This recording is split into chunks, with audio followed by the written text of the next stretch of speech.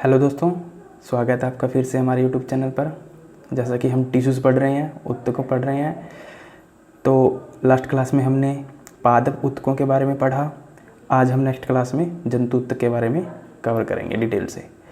अगर आप हमारा वीडियो ना कोई भी बीच में से मत देखें, ठीक है। अगर बीच में से देखेंगे तब आपको समझ में नहीं आएगा। हाँ, अगर कोई चैप्टर देखना चाहते हैं तो आप चैप्टर भी शुरू से देखें, ठीक है। बट अगर आप ऊतकों को पढ़ना चाहते हैं तो उससे पहले आपको कोशिका की समझ होनी चाहिए, ठीक है। सेल की समझ होनी चाहिए। इसलिए अगर आप ऊतकों के बारे में डायरेक्ट पढ़ रहे हैं तो आपको समझ में नहीं आएगा। पहले आप सेल वाला चैप्टर देख लें, ठीक है। उसके बाद आपको ऊतक सही समझ में आएगा।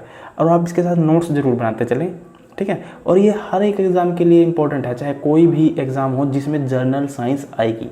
तो आप याद रखना, जिसमें जनरल साइंस आएगी उसके लिए इम्पोर्टेंट है ये, ठीक है। तो चलो स्टार्ट करते हैं आज हम जंतु ऊतक के बारे में कि जंतु ऊतक क्या होता है, ठीक है। वैसे तो ऊतक कितने प्रकार के होते हैं? दो, पादप और जंतु। आगे पादप ऊतकों के भी कई प्रकार थे जिनको हमने डिटेल में कवर किया था, ठीक है। और आज हम जंतु ऊतकों के बारे में डिटेल में कवर करेंगे, ठीक है। और आपको पता है कि ऊतक क्या होता है, ऊतक के बारे में डिटेल स्टडी किया लास्ट क्लास में, वो देख लें एक बार अगर ऊतक के बारे में नहीं पता है, ठीक है। तो ही आगे की बातें आपको समझ में आएंगी, ठीक है। क्योंकि आगे जाकर संरचनाएं जटिल होती चली जाती हैं। इस वजह से अगर आपका बेस कमज़ोर है तब आपको समझ में नहीं आएगा, ठीक है। तो चलो स्टार्ट करते हैं जंतु ऊतक के बारे में। देखिए, अगर हम सांस लेते हैं, आप भी लेते हैं, सभी सांस लेते हैं जीवित रहने के लिए। जब मनुष्य सांस लेता है तो उसकी चेस्ट क्या होती है, आगे की ओर फूल जाती है। यानी आप जैसे मान लीजिए आप सांस लेंगे तो आप एक गति को महसूस करेंगे कि आपकी जो चेस्ट है वो गति कर रही है। अब प्रश्न उठता है कि ये गति क्यों करती है, ठीक है। ये गति क्यों करती है, ठीक है। देखिए, जो हमारी छाती होती है सांस लेने पर क्या होती है, फूल जाती है या फूल जाती है। इसका क्या मतलब हुआ कि हम एक गति को महसूस करते हैं, ठीक है। ये गति महसूस क्यों होती है? सबसे पहला प्रश्न तो आपके मन में यही आना चाहिए कि गति महसूस क्यों होती है, ठीक है। क्योंकि जो हमारी चेस्ट है वो क्या है, एक तरह की पेशीय कोशिकाओं से, अगर हम बात करें कि जो हमारी चेस्ट है वो किससे मिलकर बनी है, पेशीय कोशिकाओं से, ठीक है। और आपको पता है अगर कई पेशीय कोशिकाएं इकट्ठी हो गई तो वो किसका निर्माण करेंगी, पेशीय ऊतक का, ठीक है। और लास्ट क्लास में मैंने बताया था कि जो पेशीय ऊतक है उसका काम क्या है, गति करना, ठीक है। क्यों गति करता है? अब माइंड में प्रश्न ये आना चाहिए कि गति ही क्यों करता है, ठीक है। देखिए, जो पेशीय कोशिका होती है वो लगातार क्या होती हैं, या तो सिकुड़ती हैं या फिर फैलती हैं, ठीक है। अब कोई भी चीज़ है सिकुड़ेगी फैलेगी तो उससे क्या होगा, एक गति उत्पन्न होगी, ठीक है। इसी वजह से क्या होता है, हमारा हार्ट क्या करता है, गति उत्पन्न करता है, ठीक है। क्योंकि जो पेशीय कोशिकाएं होती हैं वो क्या करती हैं, लगातार सिकुड़ती हैं और फैलती हैं। इसी वजह से हमारी चेस्ट, जब हम सांस लेते हैं तो हम एक गति को महसूस करते हैं, ठीक है। और अगर हम बात करें एक और, जैसे मान लीजिए जब हम सांस लेते हैं, ठीक है, तो कैसे लेते हैं, नाक के जरिए, फिर वो फेफड़ों से होकर जाती है, ठीक है। अब फेफड़ों में क्या होता है कि फेफड़ों से वो ब्लड में जाएगी, ठीक है। और ब्लड क्या करेगा उसको, जब हम सांस लेते हैं नाक के जरिए फेफड़ों में जाती है और फेफड़ों के बाद कहाँ जाएगी, वो ब्लड में जाती है, ठीक है। यानी कहीं रक्त में जाती है। अब ब्लड क्या करता है उसको, ब्लड क्या करता है, ब्लड उस ऑक्सीजन को शरीर की, हमारी बॉडी की सभी कोशिकाओं यानी सेल में पहुंचाता है। क्योंकि ब्लड का काम क्या होता है, ऑक्सीजन और पोषण पदार्थों का शरीर के सभी भागों में पहुंचाना, ठीक है। तो लास्ट क्लास में हमने जब पढ़ा था कि जो ऑक्सीजन की क्रिया होती है, जब हम नाक से सांस लेते हैं हम कहते हैं कि फेफड़ों से हम सांस लेते हैं, बट ऑक्सीजन की जो क्रिया होती है अंततः कहाँ पर संपन्न होती है जाकर, तो आपको पता है कहाँ पे, माइटोकॉन्ड्रिया में, ठीक है। और माइटोकॉन्ड्रिया क्या है इसका डिटेल में हमने अध्ययन किया था, ठीक है। तो माइटोकॉन्ड्रिया में जाके ऑक्सीजन संपन्न होती है। अब माइटोकॉन्ड्रिया इस ऑक्सीजन का क्या करता है, ठीक है। अगर आपने मेरा पिछला कोशिका वाला चैप्टर पढ़ा है, माइटोकॉन्ड्रिया वाला पार्ट पढ़ा है, तो आप इसका आंसर आराम से दे सकते हैं। तो इसका आंसर क्या रहेगा कि जो माइटोकॉन्ड्रिया होता है वो ऑक्सीजन को किस में बदल देता है, एनर्जी में जनरेट करता है, ठीक है। जिससे हमारा शरीर क्या रहता है, एनर्जीफुल रहता है, ठीक है। और एनर्जी किस में जनरेट करता है, वो एटीपी की फॉर्म में, ठीक है। एटीपी की फॉर्म में, एटीपी क्या है वो सारा डिटेल में हमने कवर किया हुआ है, ठीक है। तो बेसिकली अगर हम बात करें, यहाँ पर हम ऊतकों के बारे में पढ़ रहे हैं ना, जंतु ऊतक के बारे में, अगर हम बात करें कि जैसे ये पेशीय कोशिका थी उससे क्या बनी, पेशिया उत्तक। ठीक है, पेशिया उत्तक या फिर ब्लड, ये भी एक तरह के उत्तकों के प्रकार ही हैं। ठीक है, ये भी एक तरह के उत्तकों के प्रकार ही हैं, इसको ही जंतु उत्तक कहा जाता है। ठीक है, अब हम विभिन्न तरह के उत्तकों के बारे में अध्ययन करेंगे। ठीक है, अगर हम बात करें कि जो जंतु उत्तक है वो कितने प्रकार का है। ठीक है, बेसिकली ये जंतु उत्तक कितने टाइप का है, चार प्रकार का है। ठीक है, कौन कौन सा, एपिथेलियम उत्तक या फिर इसका एक नाम और है उपकला उत्तक, उपकला उत्तक। ठीक है, एपिथेलियम उत्तक या फिर उपकला उत्तक।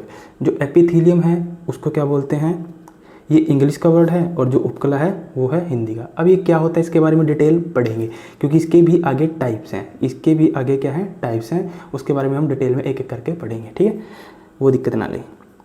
दूसरा है संयोजी उत्तक, जिसको बोलते हैं कनेक्टिव टिश्यू। ठीक है, तीसरा है पेशिया उत्तक। ठीक है, और चौथा है तंत्रिका उत्तक। ठीक है, दूसरा है तंत्रिका उत्तक।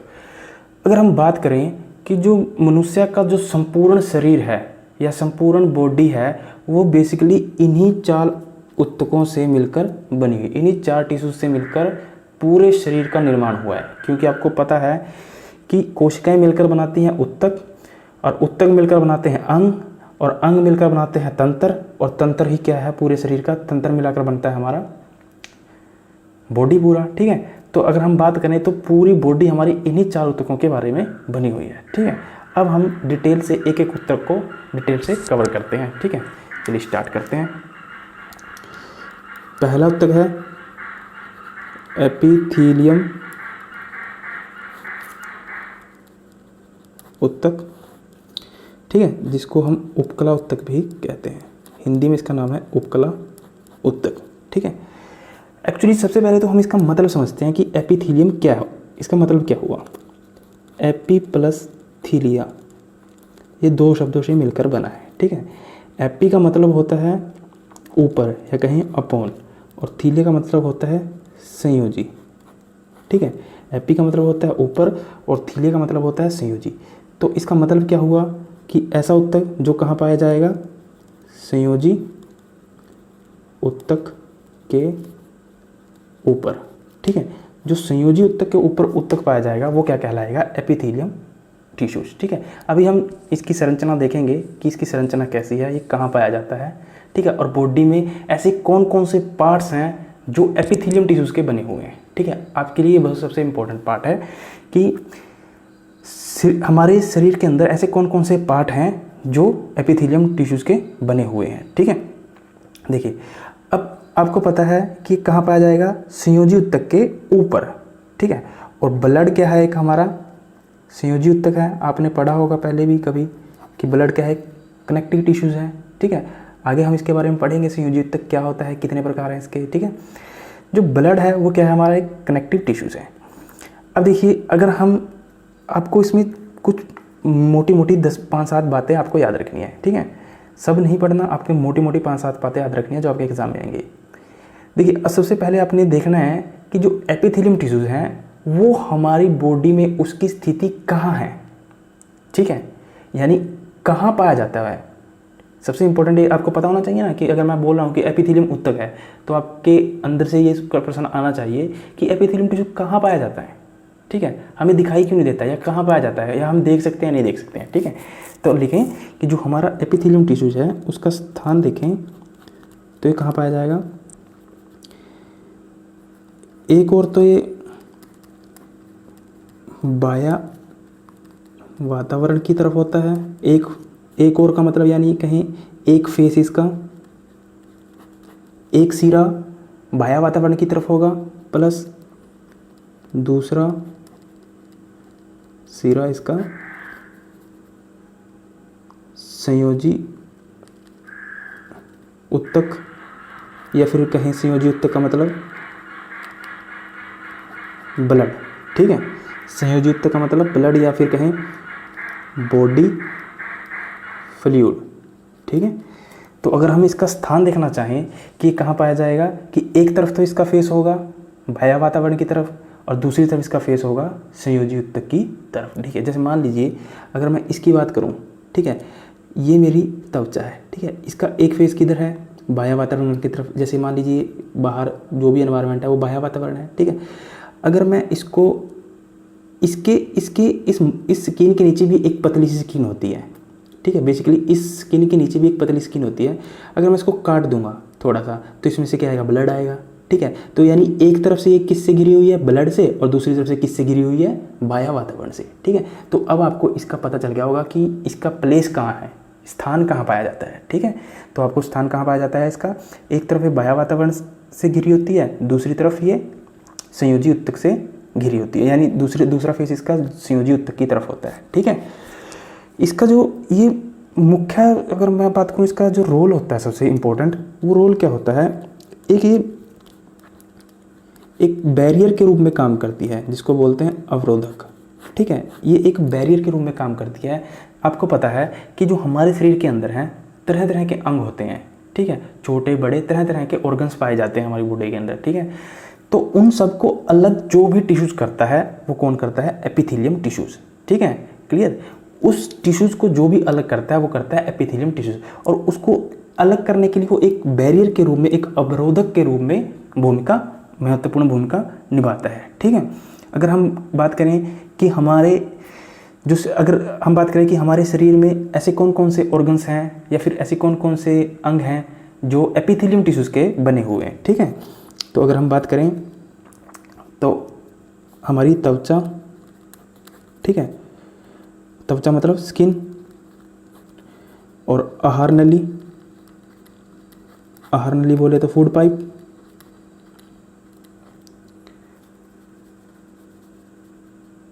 हमारा मुंह माउथ, हमारे फेफड़ों की वायुकूपिका, ठीक है, और रक्त नलिका का क्या, नलिका का मतलब आप ये समझे पाइप, ठीक है, ब्लड पाइप, या फिर जो नसें होती हैं ना जिनसे ब्लड जाता है शरीर के अंदर, ठीक है, तो वो कहलाता है रक्त नलिका या फिर रक्त पाइप, ठीक है। तो अगर हम बात करें बेसिकली कि जो एपिथेलियम टिश्यूज़ हैं, हमारे शरीर के जो भी अंग हैं, हमारे शरीर के कितने अंग हैं जो एपिथेलियम टिश्यू से बने हुए हैं, ठीक है। एक तो है त्वचा, एक है आहार नली फूड पाइप, और है फेफड़े, जिस फेफड़े कहें या फिर वायुकूपिका उसकी, क्योंकि फेफड़ों में भी छोटी छोटी एक पाइप के आकार की संरचना होती है, ठीक है। और जब हम इसको फेफड़ों के बारे में पढ़ेंगे, श्वसन तंत्र के बारे में, तो हम इसको बताएंगे इस डिटेल में। और ब्लड वेसल्स या फिर ब्लड पाइप, जिनसे ब्लड नसें वगैरह जिनसे जाती हैं, ब्लड जाता है, तो वो बेसिकली किसका बना होता है, एपिथेलियम टिश्यूज़ का, ठीक है। अगर आपसे पूछा जाए कि हमारे शरीर में एपिथेलियम टिश्यूज़ का क्या क्या बना होता है, तो आप ये लगा सकते हैं निशान, ठीक है। अगर हम बात करें, देखिए एपिथेलियम टिश्यूज़ हैं, आप पढ़ रहे हैं ना, टिश्यूज़ है ये, टिश्यूज़, ठीक है, यानी ऊतक है, ठीक है। तो ऊतक किससे मिलकर बना होगा, अगर बात करें हम, ऊतक किससे मिलकर बना होगा, कोशिका से, ठीक है। और हम पढ़ रहे हैं एपिथेलियम टिश्यूज़, एपिथेलियम कहें या उपकला बोले, एक ही बात है, ठीक है। तो ये किससे मिलकर बना होगा, उपकला कोशिका से, यानी एपिथेलियम सेल्स से, ठीक है। जैसे पेशिया ऊतक मिलकर बना है पेशिया कोशिकाओं से, और वैसे ही फिर एपिथेलियम टिश्यू किससे मिलकर बना है, एपिथेलियम सेल से, ठीक है। इतना तो क्लियर होगा, ठीक है। अगर हम इसकी संरचना देखें एपिथेलियम टिश्यू की, जो इसकी कोशिकाएं होती हैं, वो जो इसके सेल्स होते हैं, कहीं जो उपकला कोशिका होती हैं या फिर एपिथेलियम सेल्स होते हैं, वो क्या होते हैं, टाइटली, बहुत ही ज़्यादा टाइटली जुड़ी होती हैं एक दूसरे से, ठीक है। यानी जैसे मान लीजिए ये कोशिकाएं हैं इसकी, तो एक दूसरे से ज़्यादा टाइटली जुड़ी होती हैं, और इनके बीच में कोई भी अंतर कोशिका स्थान या कहीं प्लेस नहीं होता, ठीक है। तो इनके बीच में कोई भी अंतर कोशिका स्थान नहीं होता, ठीक है। अंतर कोशिका स्थान क्या होता है, लास्ट वीडियो में जाएं, मैंने आपको पढ़ाया हुआ है अंतर कोशिका स्थान क्या है, ठीक है। इसलिए मैं कह रहा हूँ कि आप इसको एक सीरीज़ में देखें, रैंडमली मत देखना, ठीक है, बाकी आपकी मर्जी है। जो अंतर कोशिका स्थान होता है अब इसके अंदर नहीं पाया जाता। अब देखिए प्रश्न उठता है कि जब इस कोशिका के अंदर अंतर कोशिका स्थान नहीं पाया जाता है, जो ये सेल हैं ये आपस में टाइटली जुड़े हुए हैं, ठीक है, इन सेलों के बीच में ना तो कोई भी ब्लड वेसल्स मतलब रक्त नलिकाएं या फिर सांस की ब्लड वेसल्स या फिर किसी भी तरह की कोई वेसल्स नहीं पाई जाती, कोई नस नहीं पाई जाती। तो अब आपको पता है कि जो ब्लड वेसल्स होती हैं, रक्त नलिकाएं होती हैं, वो क्या करती हैं, ब्लड को लेके जाती हैं, पूरे शरीर में घुमाती हैं ब्लड को, और ब्लड को ले जाने का मतलब है उसके साथ क्या होगा, उसके ब्लड को ले जाने का मतलब है उसके साथ ऑक्सीजन भी होगी और प्लस पोषण पदार्थ भी होंगे जो हमारे शरीर के लिए जरूरी है, हमारे शरीर की कोशिकाओं के लिए जरूरी है, ठीक है। बट क्या होता है कि जो एपिथेलियम टिश्यूज़ की कोशिकाएं हैं उनके बीच में अंतर कोशिका स्थान अब्सेंट होता है। अंतर कोशिका स्थान का अब्सेंट होने का मतलब है कि उसमें कोई भी तरह का ब्लड वेसल्स नहीं है, ठीक है, रक्त नलिकाएं नहीं है। अब ये उत्तक जीवित कैसे रह पाता है? जब इसके अंदर किसी भी तरह की ब्लड वेसल्स नहीं है तो ये उत्तक जीवित कैसे रह पाता है? अब प्रश्न ये आना चाहिए अपने मन में, ठीक है। तो ये जीवित इसी वजह से रहता है क्योंकि इसके में कोई भी तरह की कोई नलिका या ब्लड पहुंचाने के लिए कोई पाइप नहीं होता। ये सिर्फ जीवित रहता है केवल संयोजी उत्तक की वजह से, ठीक है। संयोजी उत्तक की वजह से ही क्या होता है, ये जीवित रह पाता है, ठीक है। ये बहुत इंपॉर्टेंट पॉइंट है। सिर्फ ब्लड संयोजी उत्तक की वजह से ही एपिथेलियम टिश्यूज जीवित रह पाते हैं, ठीक है। अब आपको क्लियर हो गया होगा। इसीलिए मैंने पहले बताया था कि इसका मतलब क्या है, ऊपर, एपी का मतलब ऊपर, थीलिया का मतलब संयोजी, क्योंकि संयोजी के ऊपर पाया जाता है, यानी संयोजी के ऊपर ही डिपेंड करता है, ठीक है। संयोजी के ऊपर ही क्या होता है, ये डिपेंड करता है। अब देखिए एपिथेलियम जो टिश्यूज़ हैं उसके भी क्या है, आगे कई प्रकार हैं, ठीक है। जैसे अगर हम बात करें जो एपिथेलियम टिश्यू है या फिर उपकला, एक ही बात है इसका, ठीक है। ये आगे दो टाइप का होता है। एक होता है सरल, इसके साथ लगा लेना एपिथेलियम टिश्यू, ठीक है। दूसरा होता है संयुक्त, जॉइंट एपिथेलियम टिश्यूज, ठीक है। एपिथेलियम टिश्यूज दो टाइप के होते हैं, सरल एपिथेलियम टिश्यूज यानी सरल उपकला उत्तक और संयुक्त उपकला उत्तक, ठीक है। एक्चुअली जो सरल उपकला उत्तक होता है उसका निर्माण एक ही तरह के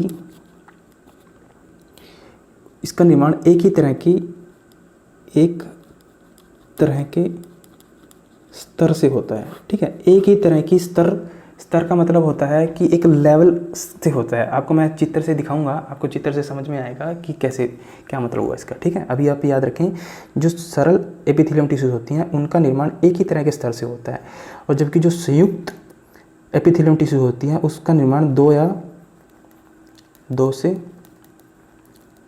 अधिक स्तरों के निर्माण से होता है, ठीक है। आगे जो सरल एपिथेलियम टिश्यूज हैं वो आगे 3 टाइप के हैं, ठीक है। सरल एपिथेलियम टिश्यूज आगे 3 टाइप के हैं। पहला है सल्की, अब क्या लगाएंगे इसके पीछे, सल्की सरल एपिथेलियम टिश्यूज। अब समझ रहे हो ना मेरा कहने का मतलब। कई बार क्वेश्चन इस तरह से पूछ लेगा, जैसे मान लीजिए उसने पूछ लिया कि सल्की एपिथेलियम टिश्यू किसका भाग है, तो या फिर सीधा पूछ ले कि सल्की उत्तक किसका भाग है। तो सबसे पहले तो आपको पता होना चाहिए जंतु का, जंतु में किसका एपिथेलियम का, एपिथेलियम में किसका, सरल एपिथेलियम का, नोट संयुक्त एपिथेलियम का, ठीक है। तो आपने इसको एक मैप की तरह ही माइंड में बिठा के रखना है, ठीक है। तो अब यहाँ लिखेंगे सल्की सरल एपिथेलियम टिश्यूज, ठीक है। इसको हिंदी में बोलते हैं, सॉरी इंग्लिश में बोलते हैं स्क्यूमनस, SQUAMOUS, स्क्यूमनस, ठीक है। तो सल्की सरल एपिथेलियम टिश्यूज। दूसरा है, ये तो पहला था, दूसरा है घनाकार, घना का मतलब क्यूबॉइड, ठीक है, घन के आकार की, जैसा जैसा नाम है वैसे वैसा आकार होगा इसका, ठीक है। तीसरा है स्तंभाकार, ठीक है, या इसको पक्षमाभी भी बोलते हैं। ये क्या होता है पक्षमाभी, अभी पढ़ेंगे ये क्या होता है, सब पढ़ेंगे डिटेल में, भी टेंशन ना लें, ठीक है। इसको बोलते हैं कोल्यूमिनर, ठीक है। तो आगे हम बात करें, जो सरल एपिथेलियम टिश्यूज़ हैं वो 2 टाइप के होते हैं, ठीक है। कितने टाइप के होते हैं? 2 टाइप के होते हैं, ठीक है। अब हम इसके बारे में पढ़ेंगे कि जो सल्की और जो संयुक्त एपिथेलियम टिश्यू होता है इसका कोई टाइप नहीं होता, ठीक है। यहीं ख़त्म हो जाता है। इसके बारे में 2-3 पॉइंट है वो बता दूंगा मैं, ठीक है। इंपॉर्टेंट है ये वाला पार्ट सबसे इंपॉर्टेंट है सरल एपिथेलियम टिश्यू का, ठीक है। ये कवर करते हैं। जो पहला है ये है सरल एपिथेलियम टिश्यू, ठीक है। अगर हम बात करें कि जो इसकी संरचना है, ठीक है, इसकी संरचना किस टाइप की होती है, ठीक है। यह चपटी एपिथेलियम सेल का बना होता है, ठीक है। ये कैसा होता है? तभी तो इसका नाम सल्की है। सल्की का मतलब ही होता है चपटी, ठीक है। अगर हम बात करें ये कैसा बना होता है? चपटी एपिथेलियम टिश्यूज़ का बना होता है, ठीक है। सल्की एपिथेलियम सेल का, ठीक है, यानी उपकला कोशिका। आप कंफ्यूज मत होना, उपकला और एपिथेलियम में दोनों का मतलब ये एक है। ये हिंदी का वर्ड है, ये इंग्लिश का वर्ड है, ठीक है, बस और कुछ नहीं। अगर हम बात करें जो सरल एपिथेलियम टिश्यूज़ होते हैं उनकी आकृति कैसी होती है? वो क्या होती हैं? चपटे आकार की होती हैं। अगर मैं आपको चित्र दिखाना चाहूँ तो आप देख भी सकते हैं, ठीक है। देखिए, ये देखिए, आप देखेंगे ये एक ऐसे करके, ये ऐसे एक के ऊपर ऐसे रखे हुए हैं, स्तर रखे हुए हैं। इसी को बोला था मैंने, स्तर, ठीक है, यानी एक पैटर्न में रखा हुआ है, ठीक है। इसका नाम है सल्की, ठीक है। आप देख रहे हैं इसके बीच में कोई अंतर कोशिका स्थान पाया जा रहा है? कोई भी अंतर कोशिका स्थान नहीं पाया जा रहा है। और ये कैसी है? देखिए, चपटी है, दिख रहा है ना, चपटी, गोल नहीं है, लंबी नहीं है, ठीक है। कैसी है? चपटी, अनियमित आकार की, ठीक है। तो जो सल्की एपिथेलियम टिश्यूज होता है वो किसके बनी होती हैं? चपटी एपिथेलियम कोशिकाओं की, ठीक है। अब बात करें हम कि ये पाया कहाँ जाता है, ठीक है। ये पाया कहाँ जाता है? जो सरल एपिथेलियम टिश्यूज है वो कहाँ पाया जाएगा? ये कैसा बना होता है? चपटी एपिथेलियम कोशिकाओं का बना होता है। अगर हम बात करें, ये पाया जाएगा हमारी रक्त नलिका यानी ब्लड वेसल्स, ठीक है, प्लस वायुकूपिका। ये क्या होता है वायुकूपिका? हम श्वसन तंत्र में डिटेल में पढ़ेंगे, बस आप याद रखें कि वायुकूपिका एयर फॉलिकाइल में पाया जाता है, ठीक है। अगर हम इसकी स्थिति की बात करें तो सल्की उपकला उत्तक कहाँ, शल्की, इसका नाम है शल्की। सल्की एपिथेलियम टिश्यूज कहाँ पाया जाता है? सल्की सरल एपिथेलियम टिश्यू, सरल भी लगा लेना पीछे में, ठीक है। सल्की सरल एपिथेलियम टिश्यूज कहाँ पाया जाता है? ब्लड और वायुकूपिका में, ठीक है, ब्लड वेसल्स और वायुकूपिका में पाया जाता है, ठीक है। अगर हम बात करें जो हमारी फूड पाइप्स है या फिर मुंह का अस्त्र है, ये इसी से ही ढका होता है। अगर हम बात करें जो हमारा फूड पाइप है प्लस जो हमारी फूड पाइप है, फूड पाइप जहाँ से खाना जाता है, आहार नली, ये भी किसकी ढकी होती है? ये भी किसकी बनी होती है? सल्की सरल एपिथेलियम टिश्यूज। याद रखें, सल्की सरल एपिथेलियम टिश्यूज की, ठीक है।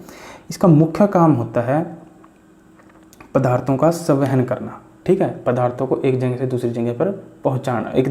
यानी अगर मैं बात करूं इस उत्तक का सबसे मेन जो कार्य है वो है संवहन करना, ठीक है। अब ये संवहन कैसे करेगी? संवहन का मतलब होता है पदार्थों को एक जगह से दूसरी जगह आर पार करवाना, ठीक है। तो ये संवहन कैसे करेगी? संवहन करने के लिए इसमें एक प्रोसेस होगी जिसको बोलते हैं विसरण की प्रक्रिया, ठीक है। और विसरण क्या होता है मैंने डिटेल में बता रखा है, ठीक है, पीछे देख ले। अब विसरण कैसे होगा? विसरण कैसे होगा? वर्णात्मक पारगम्य झिल्ली के द्वारा, ठीक है। जो विसरण की प्रोसेस होगी वो कैसे होगी? वर्णात्मक पारगम्य झिल्ली के द्वारा, ठीक है। यही 2-3 पॉइंट इसके लिए इंपॉर्टेंट है, आप इतना ही याद कर लें तो एनफ होगा, ठीक है। वर्णात्मक पारगम्य झिल्ली क्या है, विसरण क्या है, ये सब पढ़ा रखा है लास्ट क्लास में। इसको पहले देख लें कोशिका वाले चैप्टर में। मैं इसलिए बार बार बोल रहा हूँ कि अगर आपको कोशिका नहीं समझ में आया देन आपको ये समझ में नहीं आएगा, ठीक है। चलिए आगे है, नेक्स्ट है हमारा घनाकार सरल एपिथेलियम टिश्यू, ठीक है, जिसको बोलते हैं क्यूबॉइड। अगर हम बात करें इसके आकार की तो नाम से ही पता है कि इसका आकार कैसा है? घन के जैसा घन होता है, ठीक है, इस टाइप का घन होता है ना। तो घन के जैसा ही इसका आकार है। तो जो इसकी कोशिकाएं हैं वो कैसी बनी होती हैं, इसकी जो सेल हैं वो क्या होती हैं, घन के आकार की होती हैं। इसकी जो सेल हैं वो कैसी होती हैं, एक घन के आकार की होती हैं। और घन में क्या होता है कि ये ना, अगर हम बात करें क्यूबॉइड में, यानी ऐसे करके एक कोशिका के ऊपर एक कोशिका के ऊपर ऐसे पैटर्न में व्यवस्थित होती हैं। ठीक है, अगर आप इसका चित्र देखना चाहें तो देख सकते हैं। देखिए ये क्या है, एक घन की आकार की बनी हुई है। देखिए घन के आकार की बनी हुई है और एक पैटर्न में जो सेल की कोशिकाएं हैं उनके ऊपर क्या होती है, व्यवस्थित होती हैं। ठीक है, यानी जो सेल की सरल कोशिकाएं हैं उनके ऊपर क्या होती है, व्यवस्थित होती हैं। ये आप देख पा रहे हैं घन के आकार की है। ठीक है, अब हम अगर बात करें कि ये पाया कहाँ जाता है, इसका स्थान कहाँ है। ठीक है, तो अगर हम इसके स्थान की बात करें, शरीर में कहाँ पाया जाता है, तो आप देखेंगे इसको नेफ्रॉन, नेफ्रॉन यानी वृक्क। नेफ्रॉन भी क्या होता है इसको भी हम आगे पढ़ेंगे इसको डिटेल में। ठीक है, और हमारी लार ग्रंथियाँ, जो हमारी लार ग्रंथियाँ हैं और नेफ्रॉन हैं वो किसका बना होता है, घनाकार सरल एपिथेलियम टिश्यूज़ का। ठीक है, या सरल, या आप कहें कि घनाकार एपिथेलियम टिश्यूज़ कहाँ पाया जाता है, तो आप क्या कहेंगे, नेफ्रॉन वृक्क में, या फिर हमारी लार ग्रंथियाँ यानी सलाइवा ग्लैंड। ठीक है, अगर हम इसके कार्यों की बात करें कि इसका मुख्य कार्य क्या है, इसका मुख्य कार्य होता है, एक तो होता है सिक्रेशन, जिसको बोलते हैं श्रवण, स्राव करना। सिक्रेशन का मतलब होता है कि अपने अंदर से कुछ लिक्विड पदार्थ निकालना। ठीक है, दूसरा है इसका मतलब एब्जॉर्प्शन, एब्जॉर्प्शन।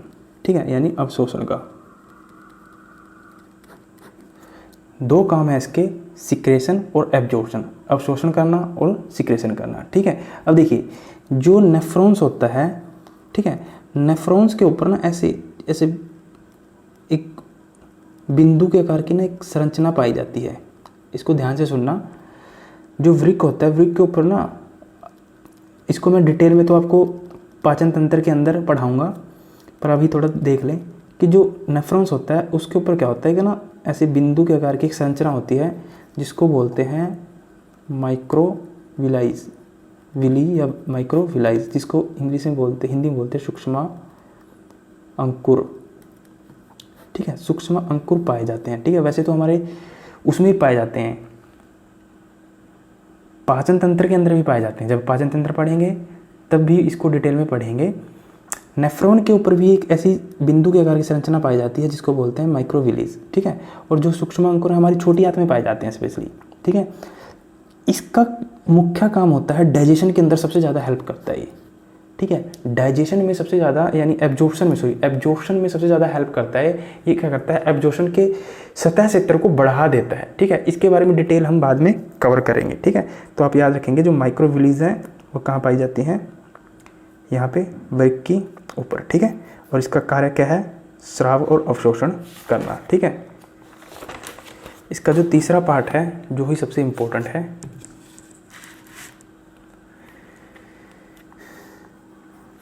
स्तंभाकार। ठीक है, या फिर इसका एक नाम और है पक्षमाभि।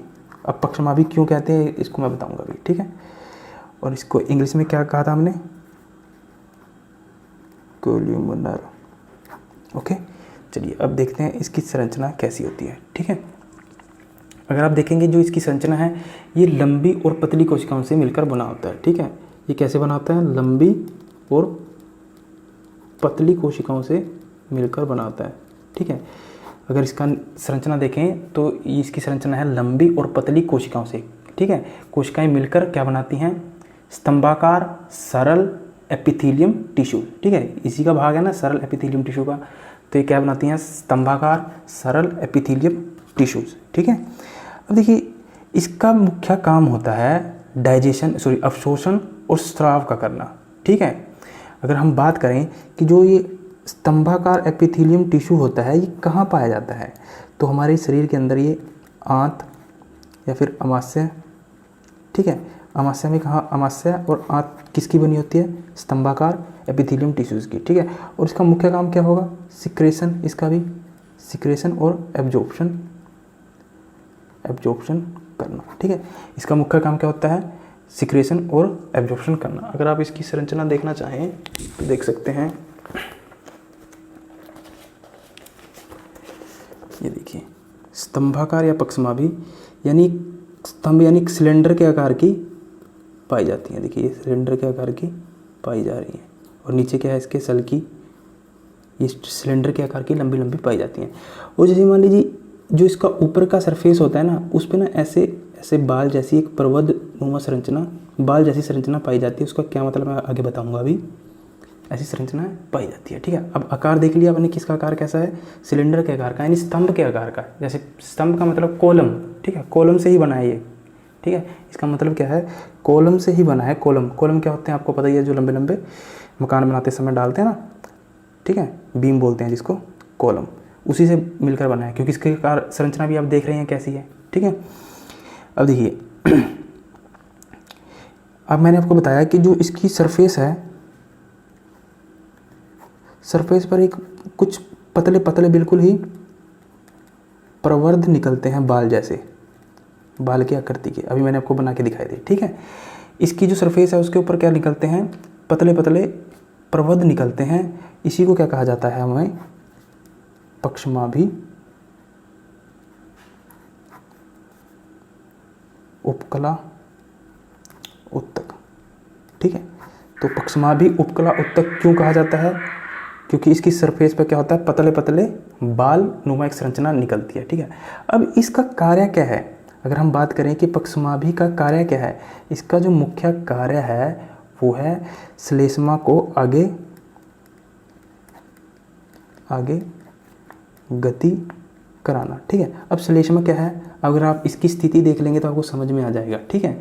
तो ये कहाँ पाया जाता है हमारे, ये वाला टिश्यू श्वसनिका में, ठीक है, जहाँ से हम सांस लेते हैं, ठीक है। जैसे आपको पता है ना, हमारे नाक में जो लिक्विड पदार्थ होता है, लिक्विड पदार्थ आप समझ चुके हो क्या होता है, ठीक है। हमारे नाक में जो लिक्विड पदार्थ होता है, जो उसको गति करवाता है, जिसको गति प्रदान करता है, वो करवाता है पक्षमाभी उत्तक, उपकला उत्तक, ठीक है। पक्षमाभी उपकला उत्तक। और पक्षमाभी का मतलब क्या हुआ कि जो ये स्तंभाकार उत्तक होते हैं उस पर बाल जैसी पतली सी प्रवध निकलते हैं, ठीक है। और इसका मुख्य कार्य होता है, श्लेष्मा क्या होता है, वही जो लिक्विड पदार्थ पाया जाता है उसको आगे की ओर गति करवाना, ठीक है। श्लेष्मा को आगे की ओर गति करवाना ही किसका काम है, मुख्य पक्षमाभी उत्तक का, ठीक है। अब देखिए कभी कभी क्या होता है कि जो ये स्तंभाकार या पक्षमाभी है, ठीक है, कभी कभी हमारा जो ये स्तंभाकार या कोलमनर एपिथेलियम टिश्यूज़, ठीक है, या पक्षमाभी यानी सीलिया टिश्यूज़, कई बार क्या होता है ये अंदर की ओर इसका कुछ भाग मुड़ जाता है, ठीक है। अंदर की ओर इसका भाग कुछ मुड़ जाता है, अंदर की ओर भाग कुछ मुड़ जाता है, जो एक बहुकोशिकीय ग्रंथि का निर्माण करता है, जिसे हम ग्रंथिल एपिथेलियम कहते हैं, ठीक है। तो कभी कभी क्या होता है कि जो स्तंभाकार है या पक्षमाभी उत्तक है, वो अंदर की ओर मुड़कर एक संरचना का निर्माण करता है, जिसको बोलते हैं हम एक, या फिर कहीं ग्रंथि का निर्माण करता है, जिसको हम कहते हैं ग्रंथिल एपिथेलियम। देखिए यहाँ से ना आपको एक बहुत अच्छा पॉइंट सीखने को मिलेगा, ग्रंथिल एपिथेलियम, ठीक है। ये बहुत इंपॉर्टेंट पॉइंट है, याद रखना, ठीक है। ग्रंथिल एपिथेलियम क्या होता है, ग्रंथिल एपिथेलियम क्या होता है कि कभी कभी स्तंभाकार या पक्षमाभी उत्तक अंदर की ओर मुड़कर एक संरचना का निर्माण करता है, एक बहुकोशिकीय संरचना का निर्माण करता है, जिसे क्या बोलते हैं हम, ग्रंथिल एपिथेलियम कहते हैं, ठीक है। अब देखिए जो ग्रंथि होती है, अगर हम बात करें ग्रंथि क्या करती है, ग्रंथि का जो ग्लैंड बोलते हैं इसको, ठीक है। अब ग्लैंड का मुख्य काम होता है सिक्रेशन करना, यानी स्रावण करना, कुछ निकालना, ठीक है, सिक्रेशन का, इसका मुख्य काम होता है सिक्रेशन का। अब ये सिक्रेशन करेगी, सिक्रेशन का मतलब ये दो टाइप से सिक्रेशन करती है, ठीक है। एक तो ये हार्मोन्स निकालती हैं और एक निकालती है एंजाइम, ठीक है, याद रखना, एक तो हार्मोन्स निकालते हैं और एक निकालते हैं एंजाइम्स, ठीक है। तो सिक्रेशन ये दो टाइप से करेंगी, एक होगा बाह्य ग्रंथि, एक होगा आंतरिक ग्रंथि, या बोलेंगे इंटरनल ग्लैंड, और ये एक्सटर्नल ग्लैंड। ठीक है, जो बाह्य ग्रंथि होती है वो क्या निकालती है? एंजाइम। जिस भी चीज़ का वो सिक्रेशन करेगी उसका क्या नाम होगा? एंजाइम। और क्या होता है? तेल, दूध। ठीक है, ये कौन निकालता है? बाह्य ग्रंथि, याद रखेंगे। External gland, external secretion, external gland. ठीक है, जो बाह्य ग्रंथि होती है वो क्या निकालती है? एंजाइम, दूध या तेल। ठीक है, और जो ये एंजाइम या दूध या तेल निकालती है ये एक पाइप के जरिए निकालती है। ठीक है, पाइप की सहायता से, मतलब जो एंजाइम या दूध निकलेगा वो कैसे हो जाएगा? पाइप के द्वारा। ठीक है, और जो आंतरिक ग्रंथि होती है ये किसका श्रावण करती है? किसका सिक्रेशन करती है? हार्मोन्स का। ठीक है, ये किसका सिक्रेशन करती है? हार्मोन का। और इसमें किसी भी तरह का कोई पाइप वाली संरचना नहीं होती। ठीक है, इसमें जो भी हार्मोन का सिक्रेशन होता है वो किसी भी तरह की कोई पाइप के द्वारा नहीं होता। ये इसका बेसिक, इसमें सबसे ज़्यादा बेसिक अंतर है। ठीक है, तो आप ये तीनों याद रखेंगे, शल्की, घनाकार और स्तंभाकार। ठीक है, अब हम पढ़ते हैं संयुक्त एपिथेलियम टिश्यूज़। ठीक है, एक्चुअली मैं आपको बताऊं, जो संयुक्त एपिथेलियम टिश्यूज़ हैं